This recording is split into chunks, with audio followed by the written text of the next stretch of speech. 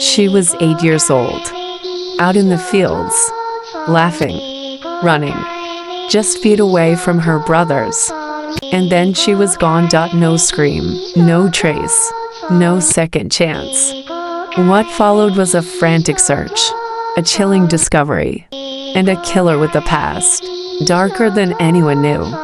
But what truly haunts this case is what could have been prevented. July 1st, 2000, Kingston Gorse, West Sussex, England. Sarah Payne was visiting her grandparents. It was summer. The kids were playing in a golden cornfield nearby, a place that should have been safe. She was only out of sight for seconds. Around 7 p.m., Sarah told her siblings she was going back to the house. But she never made it. By nightfall, her family was frantic. And when the police arrived the next day, they didn't know they were about to launch one of the largest child searches in UK history. Hundreds of officers, volunteers, national headlines. But still, no sign of Sarah. So, where did she go? As the days passed, hope faded. CCTV footage was examined. Witnesses came forward. One man claimed he saw a white van speeding away from the area that evening. Police began looking at known offenders in the area, and one name stood out: Roy Whiting.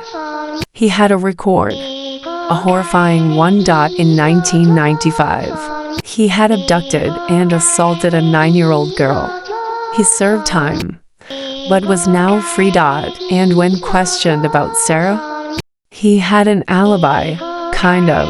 He said he was at a fun fair, alone. But it was what he drove that caught attention. A white van. Still no body, no charge.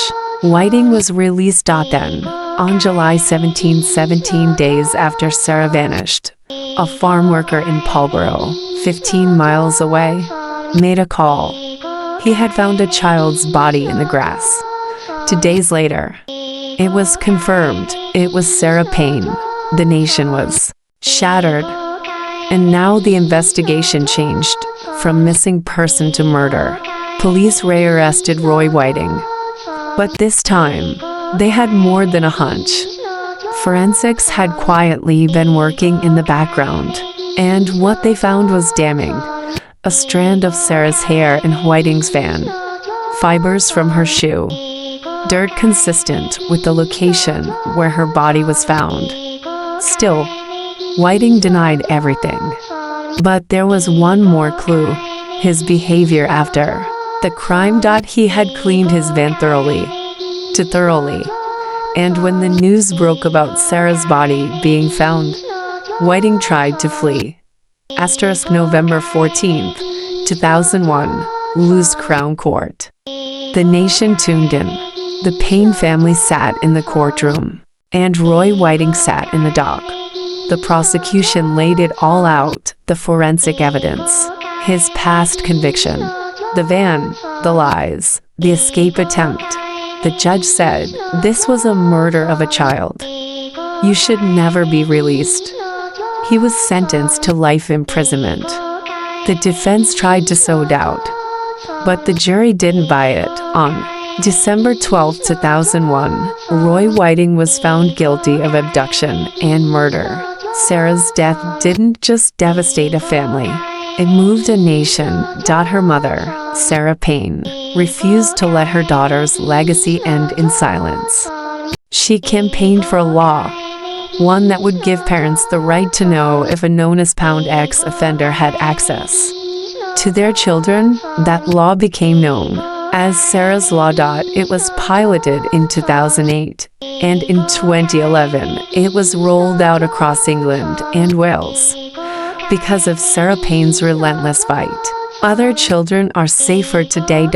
And one little girl's voice still echoes through law. Sarah Payne was only 8 years old. She loved the outdoors, her family, running barefoot through summer fields. But in a moment, she was taken. We can't undo what happened, but we can remember her.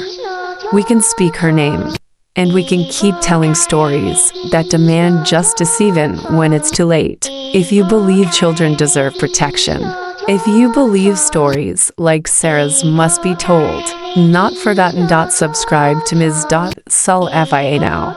For the stories that haunt us, for the truths that still matter, and for the voices that never got to grow up.